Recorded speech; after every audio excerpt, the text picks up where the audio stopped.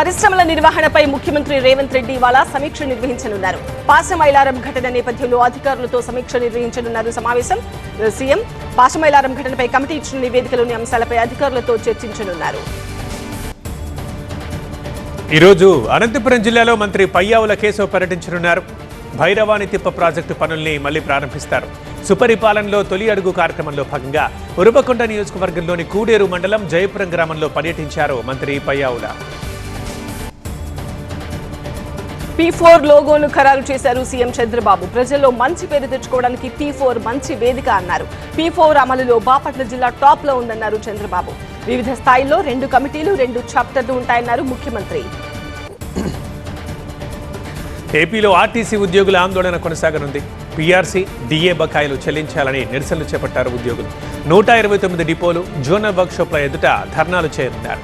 ఉద్యోగుల పదోన్నతులకు ఆమోదం తెలపాలని డిమాండ్ చేస్తున్నారు ఆర్టీసీ కార్మికులు. మద్యం కేసులో నిందితుడిగా పురుషోత్తం వరుణ్ కుమార్ పేరును చేర్చారు. A40గా చేరుస్తూ మెమో దాఖలు చేశారు సిట్ అధికారులు. కేసిరెడ్డికి ప్రధాన అనుచరుడుగా ఉన్నారు వరుణ్ కుమార్. ఇప్పటికే విదేశాలకు పారిపోయిన వరుణ్ కుమార్ ను రప్పించేందుకు ప్రయత్నిస్తున్నారు. తెలంగాణలో గుర్తింపు లేని 13 పార్టీలకు నోటీసులు ఇచ్చింది ఈసీ. 6 ఏళ్లుగా పోటీ చేయని 13 పార్టీలకు ఈసీ నోటీసులు పంపింది. పార్టీల వివరణ తీసుకోనుంది ఎన్నికల కమిషన్. అనంతరం డీలిస్టింగ్ పై నిర్ణయం తీసుకోనున్నట్లు తెలిపింది ఈసీ. ప్రధాని మోదీ కేసీఆర్ కు సీఎం రేవంత్ రెడ్డి సవాల్ విసిరారు. రైతు రాజ్యంపై పార్లమెంట్ లేదా అసెంబ్లీలో చర్చ పెడదామన్నారు. మోదీ వస్తారో కేసీఆర్ వస్తారో రండి అన్నారు. ఎక్కడైనా చర్చకు సిద్ధమే అన్నారు. 9 రోజుల్లో రైతు భరోసా నిధులు జమ చేశామని, తొలి ఏడాదిలోనే 60,000 ఉద్యోగాలు ఇచ్చామని రేవంత్ తెలిపారు. పార్టీ కోసం కష్టపడి పనిచేసిన వారికే పదవులు ఇవ్వాలని టీపీసీసీ సమావేశంలో కాంగ్రెస్ అధ్యక్షుడు మల్లికార్జున ఖర్గే తెలిపారు. ఇచ్చిన పదవుల్ని సద్వినియోగం చేసుకోవాలని నాయకులకు సూచించారు. ఇష్టానుసారం మాట్లాడొద్దని హెచ్చరించారు. పార్టీ నిబంధనలకు కట్టుబడి ఒకే తాటిపై నిలవాలంటూ పిలుపునిచ్చారు. నాడైనా నేడైనా తెలంగాణ ప్రయోజనాల ముందు పదవులు బీఆర్ఎస్ కు తృణప్రాయమని మాజీ మంత్రి హరీష్ రావు అన్నారు. పోలవరం, పోతిరెడ్డిపాడు, పులిచింతలపై ఏపీ అక్రమ ప్రాజెక్టులను నిరసిస్తూ 20 ఏళ్ల క్రితం ఇదే రోజు మంత్రి పదవులకు రాజీనామా చేసిన విషయాన్ని హరీష్ రావు గుర్తు చేశారు. బనకచెర్ల పేరుతో గోదావరి జిల్లాలను ఏపీ దోపిడీ చేస్తుంటే ఊరుకుంటామా అని ప్రశ్నించారు. ఇంటర్ విద్యపై మంత్రి లోకేష్ సమీక్ష నిర్వహించారు. యుడైస్ ఎన్రోల్మెంట్ సమర్థంగా చేపట్టాలన్నారు. వొకేషనల్ కోర్సుల్లో విద్యార్థులు తప్పనిసరిగా ప్రవేశం పొందేలా అధికారులు చూడాలన్నారు. ఆగస్టు 7 నుంచి అక్షరాంధ్ర కార్యక్రమం ప్రారంభమవుతుందని, 3 నెలలకోసారి నియోజకవర్గాల్లో జాబ్ మేళాలు నిర్వహించాలని అన్నారు. ఐటీఐల అభివృద్ధికి కేంద్రం 600 కోట్లు కేటాయించిందని తెలిపారు. ఉద్యోగాల కల్పనకి పోర్టల్ తెస్తామన్నారు లోకేష్. మోదీ కానుకగా 20,000 సైకిళ్లను పంపిణీ చేయనున్నారు కేంద్ర మంత్రి బండి సంజయ్. ఈ నెల 11న బండి సంజయ్ పుట్టినరోజు పురస్కరించుకునే 10th క్లాస్ విద్యార్థులకు సైకిళ్లు అందజేయనున్నారు. ప్రతి మండలానికి అదనంగా 100 చొప్పున సైకిళ్ల సరఫరా చేయాలని నిర్ణయించారు. డివిజన్లకు అదనంగా 50 సైకిళ్లు పంపిణీ చేసేందుకు సిద్ధమైనట్టు కేంద్ర మంత్రి ట్వీట్ చేశారు. విశాఖను టూరిజం హబ్ గా తీర్చిదిద్దుతామన్నారు పర్యాటక శాఖ మంత్రి కందుల దుర్గేష్. తెలంగాణను మించి ఏపీలో చిత్ర పరిశ్రమ అభివృద్ధికి అపార అవకాశాలున్నాయని చెప్పారు. తెలంగాణ కంటే ఏపీలో సినిమా గోయర్స్ ఎక్కువ మందని, ఇక్కడ ఆదాయం తెలంగాణకు వెళ్తోందని చెప్పారు.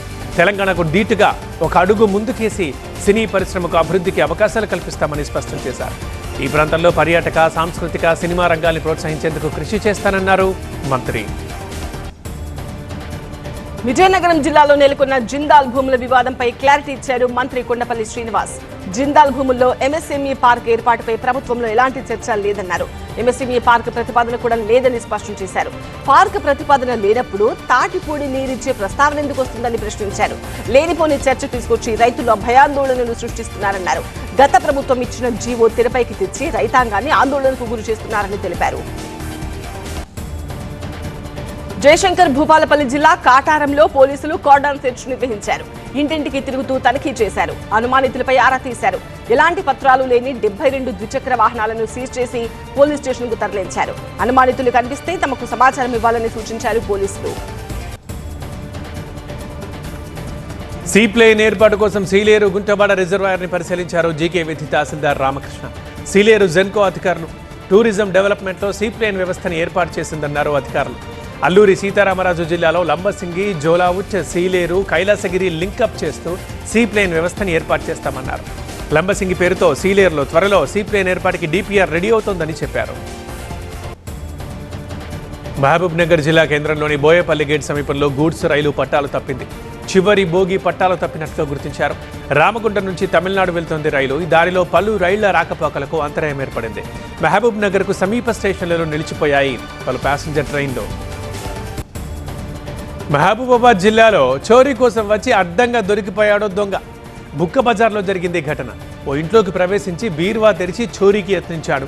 అలికిడి విని ఇంటి యజమాని అరవడంతో దొంగను పట్టుకొని కట్టేసి చితగొట్టారు స్థానికులు. అనంతరం అతన్ని పోలీసులకు అప్పగించారు. అంబేద్కర్ కోనసీమ జిల్లా మల్కీపురం సెంటర్లో వంగవీటి మోహన్ రంగా కాంస్య విగ్రహాన్ని ఆవిష్కరించారు. రంగా తనయుడు వంగవీటి రాధాకృష్ణ, ఎమ్మెల్యే దేవవరప్రసాదరావు. 3 దశాబ్దాలు గడిచిన రంగాను ఇంకా గుర్తుపెట్టుకుని విగ్రహాలు పెడుతున్నారని చెప్పారు రాధాకృష్ణ. ఆయన ఆశయాలు నెరవేర్చే దిశగా యువత ముందుకు అడుగులు వేయాలని సూచించారు. పేద పీడిత వర్గాలకు వంగవీటి మోహన రంగ చేసిన సేవలు ఎనలేనివన్నారు బీజేపీ ఎంపీ ఈటెల రాజేందర్. వంగవీటి రంగ 78వ జయంతి వేడుకలు కూకట్పల్లి బాలాజీనగర్లో ఘనంగా జరిగాయి. తెలంగాణ కాపు సేవా సమితి అధ్యక్షులు సారిక వెంకట్రావు, కార్యదర్శి ఆకుల రామ్ ఆధ్వర్యంలో జరిగిన ఈ వేడుకలకు కూకట్పల్లి ఎమ్మెల్యే మాధవరం కృష్ణారావుతో పాటు ఈటెల రాజేందర్ హాజరయ్యారు. కేక్ కట్ చేసి వేడుకలు జరుపుకున్నారు కాపు సంఘం నేతలు. పెద్దపల్లి జిల్లా ఓదెల మండలం కొలనూరు రైల్వే స్టేషన్లో బొగ్గులోడుతో ఆగి ఉన్న గూడ్స్ రైలు బోగిలో మంటలు చెలరేగాయి. గమనించిన స్థానికులు ఫైర్ టీంకి సమాచారం అందించారు. అగ్నిమాపక సిబ్బంది హుటాహుటిన కొలనూరు రైల్వే స్టేషన్ చేరుకుని గూడ్స్ బోగిలోని మంటల్ని ఆర్పేశారు. దీంతో అందరూ ఊపిరి పీల్చుకున్నారు. రాష్ట్రంలో ఇల్లు లేని ప్రతి ఒక్క పేదవాడికి ఇళ్ల స్థలాలు ఇస్తామని ప్రభుత్వ విప్ గన్నవరం ఎమ్మెల్యే వెంకట్రావు హామీ ఇచ్చారు. బాపులపాడులోని హనుమాన్ నగర్లో సుపరిపాలనలో తొలి అడుగు కార్యక్రమాన్ని నిర్వహించారు. ఇంటింటికి తిరుగుతూ ప్రభుత్వ పథకాలను వివరించారు. సంక్షేమ పథకాల లబ్ధిదారులకు సక్రమంగా అందుతున్నాయో లేదో అడిగి తెలుసుకున్నారు.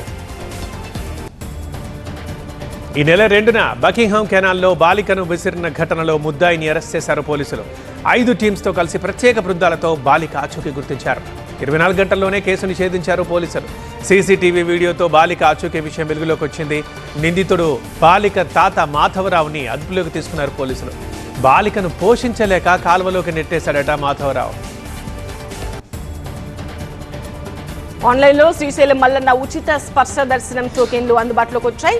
సామాన్య భక్తుల సౌకర్యార్థం జూలై 1న తిరిగి ప్రారంభమైంది ఉచిత స్పర్శ దర్శనం. స్పర్శ దర్శనానికి భక్తుల నుంచి అనూహ్య స్పందన వస్తోంది. ఉచిత స్పర్శ దర్శనాలలో భక్తులు అసౌకర్యానికి గురికాకుండా ఉండేందుకు ఆన్లైన్లో టోకెన్లు జారీ చేస్తున్నారు అధికారులు. ఈడీ విచారణపై నిర్మాత అల్లు అరవింద్ క్లారిటీ ఇచ్చారు. 2017లో తాను ఒక ప్రాపర్టీ కొనుగోలు చేశానన్నారు. ప్రాపర్టీ అమ్మిన వ్యక్తిపై ఈడీకి అనుమానాలున్నాయని చెప్పారు. అకౌంట్ బుక్స్లో తన పేరు ఉండడంతో ఈడీ అధికారులు విచారణకు పిలిచారని అల్లు అరవింద్ వివరించారు. బంగాళాఖాతంలో ఉపరితల ద్రోణి కొనసాగుతోంది. తెలంగాణలో తేలికపాటి నుంచి మోస్తరు వర్షాలు కురవనున్నాయి. 3 రోజుల పాటు వర్షాలు కురిసే అవకాశం ఉందని హైదరాబాద్ వాతావరణ కేంద్రం తెలిపింది. విదేశీ పర్యటనలో ప్రధాని మోదీకి మరో పురస్కారం దొరికింది.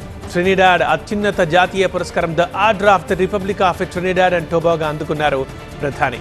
పోర్ట్ ఆఫ్ స్పెయిన్లో మోదీకి పురస్కారం బహూకరించారు ఆ దేశ అధ్యక్షురాలు క్రిస్టినా కార్లా. 140 కోట్ల భారతీయుల తరపున ఈ పురస్కారం అందుకున్నానని మోదీ తెలిపారు. దేశ అత్యున్నత పురస్కారం అందజేసిన ట్రినిడాడ్ ప్రజలు, ప్రభుత్వానికి కృతజ్ఞతలు చెప్పారు మోదీ. తన వారసుడి ఎంపిక బాధ్యత పూర్తిగా దలైలామా పైనే ఉందని కేంద్ర మైనారిటీ వ్యవహారాల శాఖ మంత్రి కిరణ్ రిజిజు స్పష్టం చేశారు. తాను దలైలామా భక్తుడిని, దలైలామాను కొలిచి ఎవరైనా అదే విషయం చెప్తారని రిజిజు తెలిపారు. ఈ విషయంపై మాట్లాడాల్సిన అవసరం భారత ప్రభుత్వానికి లేదని రిజిజు అన్నారు. ఒకరు చేస్తున్న పని లేదా వాళ్ళ సిద్ధాంతం నచ్చకపోతే వాళ్ళు నక్సల్స్ అని ముద్ర వేయడం ఇప్పుడు ఒక ఫ్యాషన్గా మారిపోయిందని శరద్ పవార్ అన్నారు. శివసేన ఎమ్మెల్సీ ఒకరు మహారాష్ట్ర శాసనమండలిలో అర్బన్ నక్సల్స్ అంటూ వ్యాఖ్యలు చేశారు. దీనికి కౌంటర్గా మాట్లాడారు శరద్ పవార్. క్రీడలు క్రమశిక్షణను, టీమ్ స్పిరిట్ ను పెంపొందిస్తాయని రాష్ట్రపతి ద్రౌపది ముర్ము అన్నారు. ప్రజలు, ప్రాంతాలు, దేశాలను కలిపే ప్రత్యేక శక్తి క్రీడలకు ఉందన్నారు. ఢిల్లీలో ఆమె డురాండ్ కప్ టోర్నమెంట్ ట్రోఫీని ఆవిష్కరించారు. పుణేలో నిర్మించిన జైరా స్పోర్ట్స్ అండ్ కన్వెన్షన్ సెంటర్ని కేంద్ర హోంమంత్రి అమిత్ షా ప్రారంభించారు.